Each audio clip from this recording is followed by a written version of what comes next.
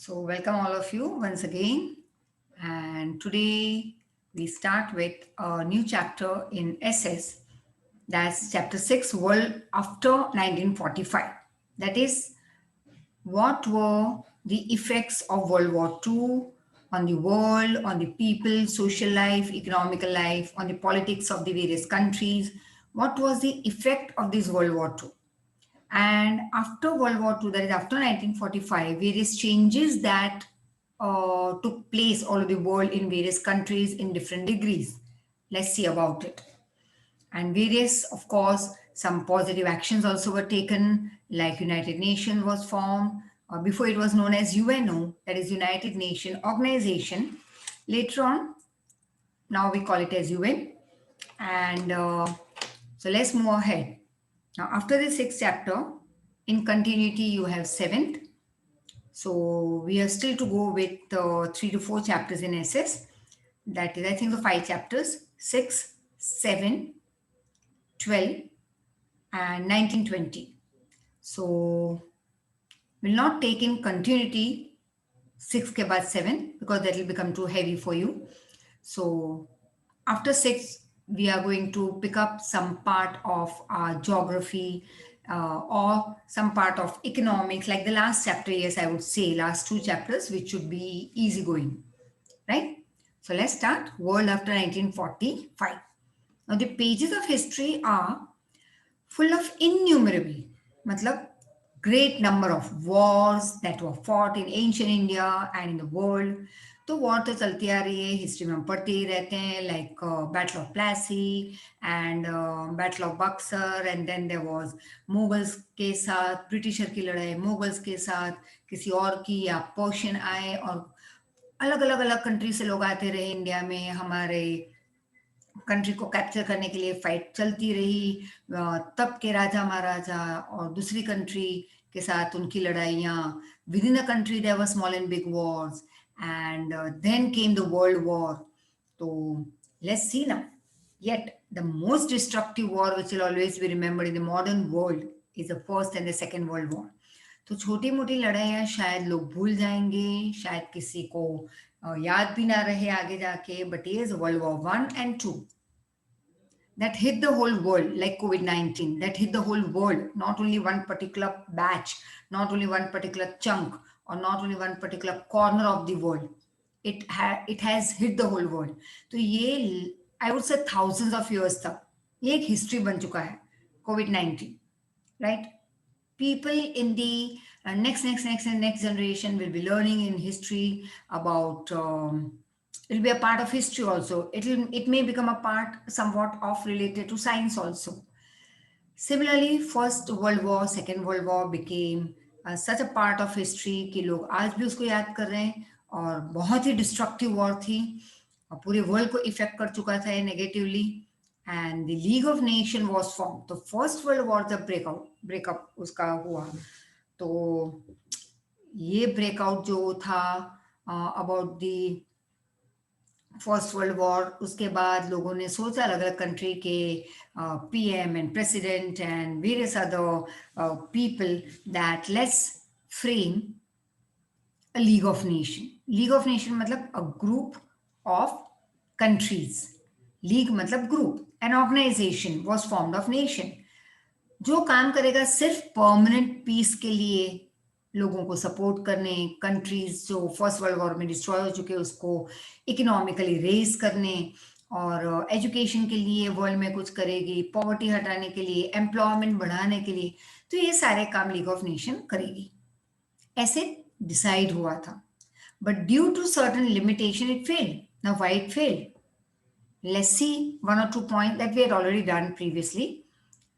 कि league of nation वैसे तो बहुत अच्छा काम कर रही थी इनिशियली, रूल्स रेगुलेशन भी बहुत अच्छे चल रहे थे, but it so happen that with in few months जो कम्युनिस्ट कंट्रीज थी, या जो मिलिट्री के बेस पे आगे बढ़ने वाली कंट्री थी, मिलिट्री रूल, बहुत सारी कंट्रीज जैसे जापान, जर्मनी, इटाली, बहुत सारी कंट्रीज ने इसके मेंबर तो बन गए, लेकिन रूल्स एंड रेगुलेशन फॉलो नहीं किया. तो हुआ क्या? अब रूल्स एंड रेगुलेशन फॉलो नहीं करेंगे, नेचुरली तो league of nation will not work. तो फिर पीस कहाँ से आएगा कंट्री में, राइट, या वर्ल्ड में, all over the world. So this was some of the limitations in which it failed. And in 1939, World War II broke out. The disturbed state of mind, लोग अभी भी बहुत डिस्टर्ब थे। जो horrifying days देखे थे उन्होंने, फियर जो उनमें बस चुका था।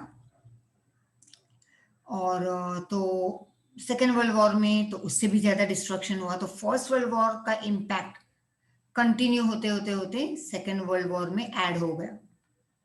और लोग इतने डर चुके थे कि फिर उन्होंने ह्यूमन बीइंग को एक दूसरे को रिक्वेस्ट किया। This horrifying scenario of World War II requested human being that please stop all these things, come out of all this negativity, come out of this enmity and all, and once again let's make an effort for peace and security for the world. And this resulted in the establishment of UN on 24th October 1945. Now, you're very important. 3 marker, could be asked at 2 marker, लिखना सब है। United nation charter, what do mean by charter? जैसे कि हमारा constitution है India का, हर एक country का कॉन्स्टिट्यूशन है, वैसे यूएन का कॉन्स्टिट्यूशन बना, नाम दिया गया चार्टर, जिसमें rules, regulation, planning, everything is put down. Let's see what is it, the UN's charter. United Nations charter starts with preamble, जैसे हमारा constitution starts with the preamble, तो charter is the constitution of UN, तो वो भी start होता है with preamble. And it explains the goals of UN. और जैसे बताया गया था, हमने जो कॉन्स्टिट्यूशन के ऊपर पूरा एक लंबा चैप्टर किया, तो वहां पे हमने पढ़ा था कि constitution is a set of rules and regulation etcetera that was set up for the development of a country. तो हर एक कंट्री के सेट ऑफ रूल्स होते हैं, rights, duties, rules, regulation, policies for the development, export import के related policies, बहुत कुछ उस country के डेवलपमेंट के बारे में लिखा जाता है, industrial policy and many other things. तो उससे हम कहेंगे कॉन्स्टिट्यूशन। लेकिन कई चीजें कॉन्स्टिट्यूशन में नहीं अगर डिटेल में समझ में आती, we move back to preamble which gives us a gist. Gist मतलब in a nutshell, preamble is a key, I would say, ताले की चाबी है वो। ना समझ में आया, open the preamble, go through it, you will come to know. तो यूएन का कॉन्स्टिट्यूशन है, नाम दिया है charter, starts with the preamble and it explains the goals of UN. अब देखते हैं क्या थे ये यूएन के गोल्स, और आज भी वही कंटिन्यू हो रहे हैं, उसमें ऐड भी हो रहे हैं नए goals as per new world, as per modern world. There is a strong decision, there is a determination to save the future world, that is generation, from the blows, that is from the pangs of all destructive war. तो world को बचाना है, future generation को बचाना है from the destruction of this all this wars. तो ये उसका मेन एम है यूएन का। Your more importance is given, that is your emphasis has been put on और laid on responsibilities born out of international laws and mutual understanding. अब यहाँ पे UN के चार्टर में ज्यादा इंपॉर्टेंस दिया गया है कि हम रिस्पॉन्सिबिलिटीज ठीक से हैंडल करेंगे। और ये रिस्पॉन्सिबिलिटीज कौन सी हैं? This responsibilities are born out of international laws.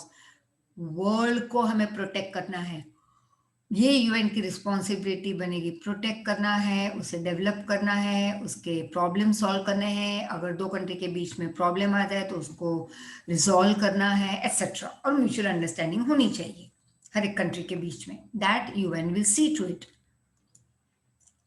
More importance is given on developing the tolerance, मतलब respect given to each other. ये डेवलप करेगी यूएन की हर एक मेंबर कंट्री एक दूसरे को रिस्पेक्ट देगी म्यूचुअली। टॉलरेंस म्यूचुअली मतलब to give respect to each other, आमने सामने, नॉट दैट कि एक कंट्री देती रहे रिस्पेक्ट, दूसरी दे ही नहीं उसे। So that the whole world develops socially, emotionally. Economic, social and cultural problem should be solved with the intervention. What is intervention? That is interference. But यहाँ पे इंटरफियरेंस मतलब ये नहीं कि बिना पूछे कोई इंटरफियर कर रहा है। यूएन का काम ही है कि दो लड़ रहे हैं तो it is given the right, इसलिए तो यूएन बना है कि पीस लेके आए, प्रोटेक्शन दे वर्ल्ड को। तो UN will now interfere, solve the problem, economic problem, social problem, cultural problem, human rights को प्रोटेक्ट करेगी, बेसिक फ्रीडम जो लोगों को मिलने चाहिए वो दिलाएगी.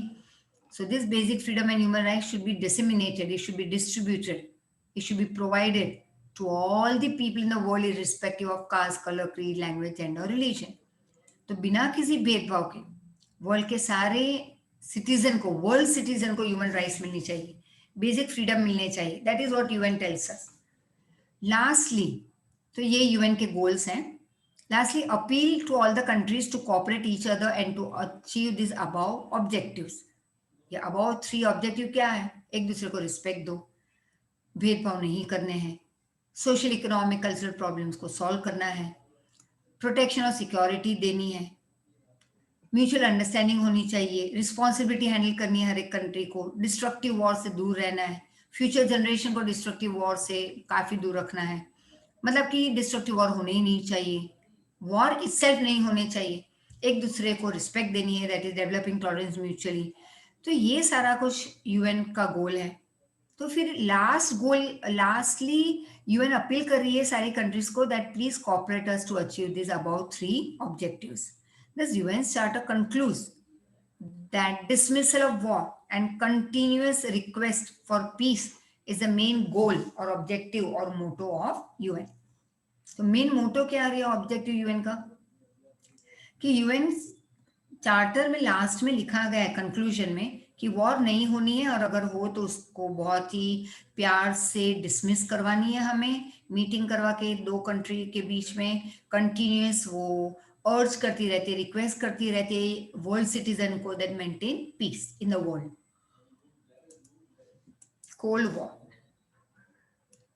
इट सो हैपन कि कोल्ड वॉर मतलब कई बच्चे मानते हैं कि ठंड में लड़ाई.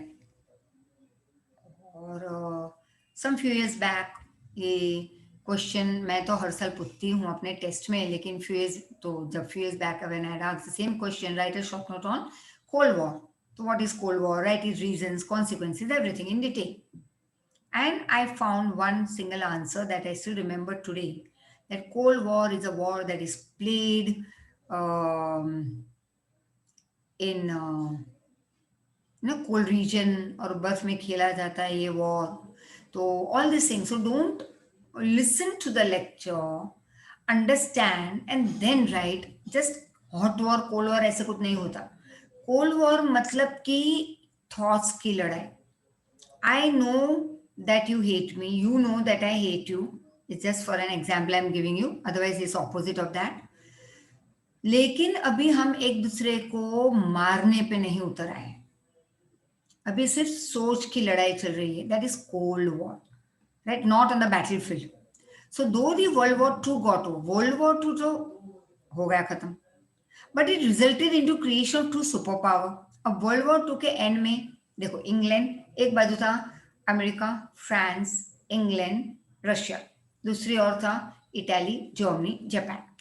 अब ये पहले तो 3 ही थे, इटली, जर्मनी, जापान और इंग्लैंड, फ्रांस, रशिया. अब हुआ क्या कि यहाँ पे जापान ने अमेरिका जो शांत बैठी थी उसे आके उसके पर्ल हार्बर पे अटैक किया.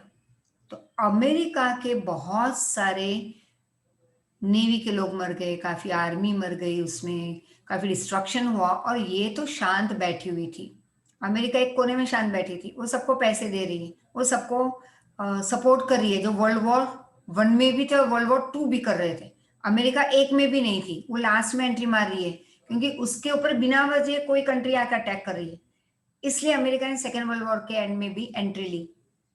अब नेचुरली अमेरिका का ज्यादा कभी कोई डिस्ट्रक्शन हुआ ही नहीं था, क्योंकि ना तो फर्स्ट वर्ल्ड वॉर में पार्ट लिया था, वहां पे भी वो लास्ट में एंट्री मारी है, सेकेंड वर्ल्ड वॉर में भी उसने पार्ट नहीं लिया था, मतलब कि अभी भी वो स्ट्रॉन्ग खड़ी है. अब लास्ट में जब उसने एंट्री मारी तो नेचुरली उसने किससे सपोर्ट किया? England, France, Russia, USSR. तो ये 4. अब ये जो अमेरिका है उसके पास इतनी स्ट्रॉन्ग आर्मी, क्योंकि वो थकी नहीं थी, उसने कोई वॉर खेली नहीं थी, पैसे बहुत, क्योंकि कहीं पे खर्च ही नहीं हुए थे, ऊपर से वो तो इकोनॉमिकली, मॉनेटरी, फाइनेंशियली सपोर्ट कर रही थी दूसरी कंट्रीज को, तो वॉर में हिस्सा ले रही थी और जिनको लोन चाहिए था। लेटेस्ट वेपन्स जो यूज ही नहीं हुए थे, सब कुछ बहुत स्ट्रांग था अमेरिका में, तो उसने एंट्री मार ली। अब यहाँ पे जापान, जिसने अटैक किया था यहाँ पे, राइट, ये जापान ने जो अमेरिका को अटैक किया था वहां पे, अब अमेरिका ने यहाँ पे ये 3 जो लड़ रहे उस पर अटैक कर लिया। और ये अमेरिका ने किससे सपोर्ट किया? इंग्लैंड, फ्रांस और रशिया के ग्रुप में एक हो गई, और उसने अटैक किया इटली, जर्मनी एंड फ्रांस। तो ये इटली, जर्मनी, फ्रांस जो जीतने वाली थी, ये 3 कंट्री एक्सिस ग्रुप, वो हार गई, और जो हारने वाली कंट्री थी वो जीत गई बिकॉज ऑफ अमेरिका। सो अब यहाँ पे इंग्लैंड और फ्रांस जीती तो थी क्योंकि वो अमेरिका रशिया के ग्रुप में थी, लेकिन वो ऑलरेडी फर्स्ट वर्ल्ड वॉर खेल चुकी थी, सेकेंड वर्ल्ड वॉर में भी उन्होंने हिस्सा लिया, तो वो तो टोटली इकोनॉमिकली कंट्री डिस्ट्रॉय हो चुकी थी, तो वो लग पड़े अपनी कंट्री को डेवलप करने में, इंग्लैंड और फ्रांस। अब दो, और इटली, जर्मनी, जापान तो वैसे ही डिस्ट्रॉय हो चुके थे, अब बचा कौन? ये 2 ग्रुप में बचा कौन? दैट इज, ये तो पूरा डिस्ट्रॉय, इटली, जर्मनी, जापान। यहाँ पे इंग्लैंड, फ्रांस डिस्ट्रॉय, बचे 2। अब ये जो ग्रुप था 4 का, उसको हम कहते हैं एलिड ग्रुप। जो 3 हार गए वो थे एक्सिस ग्रुप। तो एलिड ग्रुप में भी 2 चले गए, 2 बाकी रहे, तो वर्ल्ड में सुपर पावर कौन? अमेरिका और रशिया। अब ये दोनों की मेंटालिटी अलग, जैसे कि अमेरिका बिलीव करती थी टोटल फ्रीडम, डेमोक्रेसी, जबकि रशिया बिलीव करती थी कम्युनिज्म में। कम्युनलिज्म नहीं, कम्युनलिज्म मतलब, listen carefully, communalism, L I. तो कम्युनलिज्म मतलब कि हिंदू, मुस्लिम, सिख, ईसाई अलग अलग भेदभाव, 2 जात पात के बीच में भेदभाव, rights, war, small and big wars and all. Communism मतलब कि सिर्फ और सिर्फ गवर्नमेंट का रूल हो, everything will be public, that is everywhere where ever you. For example, अगर इंडिया कम्युनिज्म फॉलो कर रही है, मतलब सिर्फ गवर्नमेंट का रूल, तो हम कहीं पे भी प्राइवेट रेस्टोरेंट नहीं देखेंगे, प्राइवेट रिसोर्ट्स नहीं, प्राइवेट ट्रेन नहीं, प्राइवेट लाइक वॉल्वो बस नहीं होगी, रिक्शा नहीं होगी, ओला उबर नहीं होगी, प्राइवेट इंस्टीट्यूशन नहीं होंगे, ट्यूशन क्लासेस नहीं होंगे, इंडस्ट्रीज नहीं होगी ये सब कुछ होगा, लेकिन सिर्फ और सिर्फ गवर्नमेंट का। जैसे BRTS, BSNL, रेलवे, ST बस, स्टेट ट्रांसपोर्टेशन, मेट्रो ट्रेन, वैसा होगा। फिर प्राइवेट कुछ नहीं होगा। तो रशिया में कम्युनिज्म फॉलो हो रहा था, communist country it was. So the World War 2 got over, it resulted into the creation of 2 super power, America and Russia, while taking the place of England and France. क्योंकि second World war के पहले England और France super power थी, लेकिन second World war के बाद तो वो दोनों डिस्ट्रॉय हो गई, तो अमेरिका और रशिया ने उसकी जगह ले ली। In war England, France, Russia, America were together, जो मैंने अभी बताया। But Russian administration policies create differences and thus America, England separated. अब हुआ ये कि रशिया की पॉलिसीज अलग थी, तो सेकेंड वर्ल्ड वॉर के बाद में अलग हो गए अमेरिका और Russia. A strong competition between 2 superpowers started, that is between America and Russia. कि मैं राजा बनूं, रशिया का या अमेरिका का है, मैं राजा बनूं वर्ल्ड का, to establish the rule or supremacy over the world emerged after Second World War. The power was centralized, very important, learn it. What is Cold War phase and what is bipolar world order? The power was centralized between 2 poles, North Pole, South Pole. तो north और south pole, just example, तो ये 2 पोल जो कभी मिलेंगे ही नहीं, ये 2 अलग हैं। नॉर्थ पोल और साउथ पोल कभी एक नहीं हो सकते, तो अमेरिका बना एक पोल, रशिया बना दूसरा पोल, जो कभी मिल ही नहीं पाएंगे। एंड तो पावर ये 2 जगह पे सेंट्रलाइज हो रहा था। Therefore, this time period is considered as bipolar world order. Owing means because of, yeah, due to extremely tense relation between Russia and America, this phase or time period is called or known as Cold War phase. Extremely tense relation between America and Russia. So that period, because of it, that period was known as Cold War period or Cold War phase. At various incidents, both the superpowers almost came into conflict with one another. कई incidents ऐसे हुए जहाँ पे ये दोनों super power आमने सामने आ चुके थे, बट थैंक गॉड, नहीं तो थर्ड वर्ल्ड वॉर होता तो वर्ल्ड शायद नहीं बचता, डिस्ट्रक्शन बहुत बड़े स्केल पे हो जाता. Now there was a basic change in relation among powerful countries of the world. अब जो पावरफुल कंट्रीज थी उसके रिलेशन में चेंज आने लगे after World War II. America and Russia, who had once been friends and fought against Italy, Germany, Japan, now became enemies. That is two rival power blocks and military power. मतलब once upon a time, हम कहते हैं once upon a time there was a king and a queen. वैसे once upon a time America and Russia were a part of allied group. England, France, Russia, America. लेकिन second World war खत्म होते ही जब दो super power बचे, दोनों के दिमाग अलग, दोनों की सोच अलग, दोनों की पॉलिसीज अलग, दोनों की थियोरी अलग, दोनों की समझ अलग. Of course one democratic America, second communist Russia, दोनों अलग हो गए और दोनों को वर्ल्ड को रूल करना था. एंड दस the cold war started between them. फिर सोच की लड़ाई स्टार्ट हो गई, that's called the cold war. So thus the Cold War started between them, that is a war between ideologies of the two superpower, democratic America and communist Russia. Though Britain and France also had emerged victorious. हाँ, Britain, France, that is England and France भी जीती थी second World war. लेकिन वो क्यों destroy हो गई मैंने बताया था, क्योंकि वो ऑलरेडी एक वर्ल्ड वॉर कर चुकी थी, दूसरी वर्ल्ड वॉर भी लंबी चली, दोनों में उनके मॉनेटरली वो डिस्ट्रॉय हो चुके थे, फाइनेंशियली, इकोनॉमिकली डेवलपमेंट जीरो हो चुका था. Yet they lost the status or that power. So they had already yet lost the status of great power due to terrible ruination, that is due to terrible destruction caused by the blows of war, ravages, anger of war and ending of imperialism. तो England और France जो imperialism के system लेके आए थे in Africa, India etcetera, जहाँ जहाँ पे उन्होंने 200 साल तक रूल किया डायरेक्टली इनडायरेक्टली, तो वो imperialism का अंत आ गया. Germany, Italy, Japan not only loss the war but also were ruin economically. Italy, Germany, Japan तो वैसे भी वॉर सिर्फ हारी नहीं, वो डिस्ट्रॉय हो चुकी थी हर एक फील्ड में. इंग्लैंड, फ्रांस जीती थी लेकिन डिस्ट्रॉय हो चुकी थी बाय मनी, जबकि इटली, जर्मनी, जापान तो वॉर भी लॉस कर चुकी थी, plus economically, politically, military they were destroyed और ruin. After the war Russia captured eastern part of Germany. Very interesting.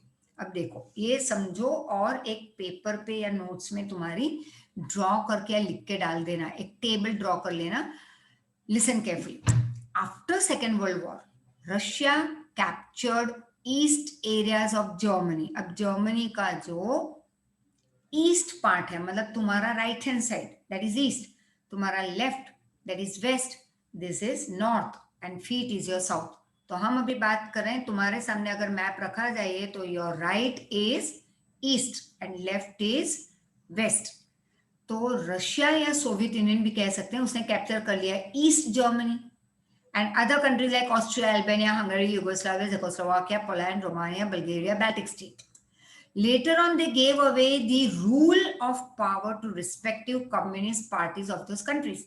तो सबसे पहले रशिया ने सारी कंट्रीज को होल्ड कर लिया ताकि वो भाग न जाए, राइट. पकड़ के डाल दिया, कम्युनिस्ट रूल डाल दिया, फिर हर एक इतनी सारी कंट्री में एक रशिया तो रूल नहीं कर पाएगा, तो कैप्चर सबको पहले डाल दिया एक नेट में, एक जाल में, कम्युनिस्ट रूल डाल दिया. अब हर एक कंट्री में एक अपनी पपेट गवर्नमेंट डाल दी जो उन पे ध्यान रखेगी कि वो कम्युनिस्ट फॉलो कर रही है या नहीं. So but later on they gave away the Reigns. Reigns मतलब वो जब घोड़ा दौड़ाते हैं तो हाथ में हम उसका कंट्रोल रखते हैं, right. That is called reign, that is rule, control of power to respective communist parties of those countries. अब इसी सारी कंट्री में कम्युनिस्ट पार्टीज थी, उनको कहा कि आप अपनी कंट्री को रूल करो, देखो कि कम्युनिस्ट रूल ही रहे. So later on all this thing happened. They did this to continue their rule or superiority on these countries. अब क्यों किया ये सब? क्योंकि उनको उन कंट्री में अपना रूल जमाना था, पावर दिखाना था, सुपीरियरिटी जमानी थी, कंटिन्यू करनी थी. During 1949 by conducting a nuclear test, Soviet Union directly challenged the monopolistic nuclear power of America. अब 1949 में learn it, nuclear test handle किया गया by Soviet Union और उसने ओपनली चैलेंज किया इसके पहले अमेरिका की मोनोपोली थी न्यूक्लियर पावर में। Soviet union directly openly challenge किया और न्यूक्लियर टेस्ट कैरी आउट किया, सक्सेसफुल रहे 1949। तो अब सिर्फ अमेरिका उसकी मोनोपोली नहीं थी, अब रशिया के पास भी न्यूक्लियर पावर आ चुका था।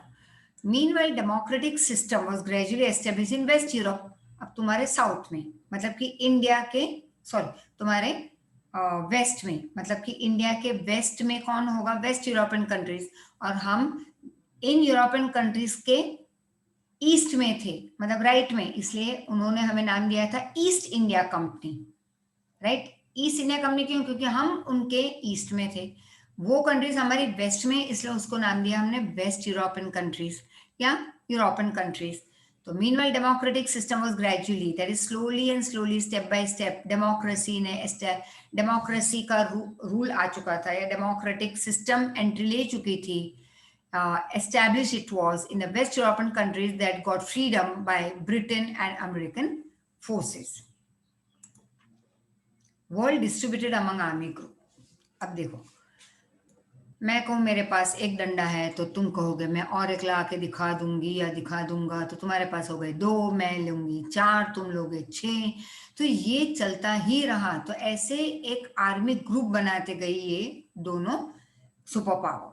So one of the most important feature, yeah, point, yeah, characteristics, or you can say aspects of the war or conflict of thoughts, ideology, was mutual distrust. मुझे तुम पे ट्रस्ट नहीं है, तुम्हें मुझ पे नहीं है, and a sense of doubt on the intention of the rival group, और हर बार डाउट करना opposite party को, owing or due to fear born out of mutual distrust and doubt। और जब तुम्हें किसी पे ट्रस्ट नहीं होगा, तुम डाउट करते रहोगे, तो नेचुरली फियर तो आएगा ही।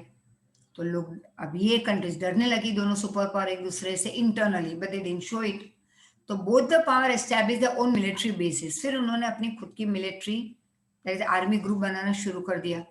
Lead and inspired by America, western democratic country on the North Atlantic Ocean establish a military organisation NATO. तो एट नॉर्थ अटलांटिक ओशन पे एक स्टार्ट हुआ organisation called NATO, North Atlantic Treaty Organisation, in April 49। Thereafter, to protect such southeastern countries from the attack or onslaught on the Soviet Union communism। अब Soviet union की communist rule से बचाने के लिए बहुत सारी ईस्टर्न कंट्रीज में इन्होंने ये क्या लिया है? America and England establish one more military organisation और group in 1945 called SEATO, South Eastern Asiatic Treaty Organisation. One more military organization at its center was started in Middle East countries under leadership and inspiration of England, again to save these Middle East countries from the attack of communist rule of Russia। और CentOS को कहेंगे central Asia treaty organisation.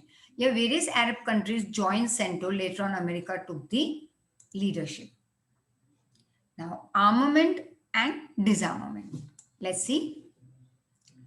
The Cold War which was meant to dominate the world। अब cold war क्यों चल रही थी? क्योंकि Russia को चाहिए था कि मैं राजा बनूं, अमेरिका को चाहिए था मैं राजा बनूं वर्ल्ड का, तो ये कोल्ड वॉर चलती रही, which gave rise to strong or fierce competition among super power। फिर तो दोनों सुपर पावर में ये फियर्स कंपटीशन चली, मेरे पास ज्यादा आर्मी है तो वो कहेगा मेरे पास ज्यादा है, मेरे पास I have the monopoly of nuclear test, तो रशिया दिखा दिया अरे भाई न्यूक्लियर टेस्ट मैं भी कैरी आउट कर सकता हूँ, दोनों के पास न्यूक्लियर पावर आ गए। And for the sake of dominating the world, फिर तो वेपन की रेस चली। Armament race was given high importance और priority. America had used atom bomb for the first time on the two cities of Japan, namely Hiroshima and Nagasaki in 45 at the end of Second World War। तो America ने तो खुद का power बता दिया था by destroying Japan by hurling or using atom bomb on it। This way America proved that I am supreme in the world, so it proved its supremacy। Within the next 4 years, Soviet Union also proved its capacity to make atom bomb by conducting nuclear tests। So Soviet Union too proved its capacity कि I am also great by carrying out nuclear tests। This created a power balance। तुम्हारे पास भी 2 डंडे, मेरे पास भी 2 डंडे, तो ना कोई ऊपर ना कोई नीचे, दोनों का पावर बैलेंस हो गया, right. So this created a power balance between the super powers. America declared a blockade on communist Cuba. अब क्यूबा अमेरिका के साउथ में, राइट, तो यहाँ पे रूल था रशिया का, और अमेरिका उसको अटैक करने निकली थी, which was on his southeast, as I told you। To protect Cuba against the possible attacks. अब पॉसिबिलिटी थी कि अमेरिका कभी भी जाके उस पर मिसाइल छोड़ दे, तो ये क्यूबा जो रशिया की प्रॉपर्टी थी वो डिस्ट्रॉय हो जाएगी। तो खुद के क्यूबा को बचाने from the possible attacks of America, Soviet Union sent its ships full of that is loaded with nuclear missiles in the Caribbean sea. Both the super powers ने एक दूसरे को डराया कि हम न्यूक्लियर वेपन यूज करेंगे।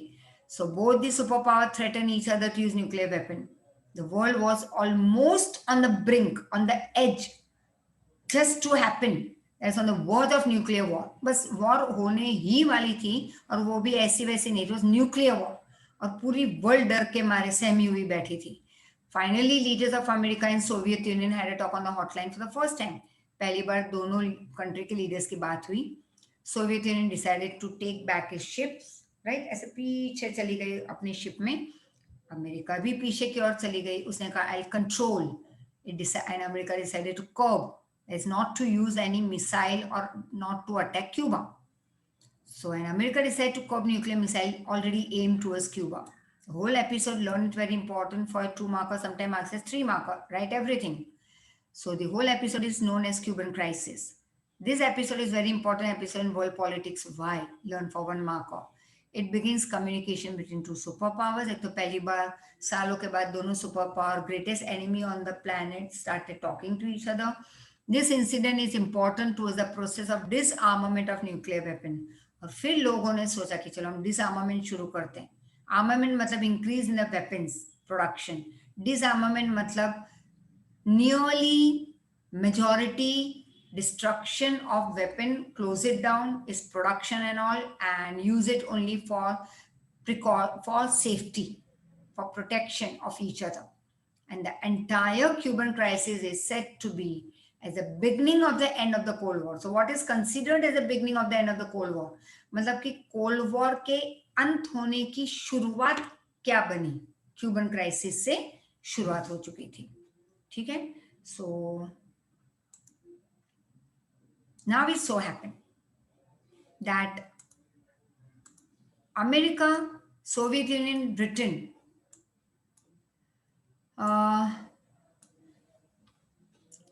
it agreed on maintaining control over nuclear production, experiment and proliferation. So one homework. Next time when we meet, tell me what's the meaning of proliferation. Every year it's a common question asked.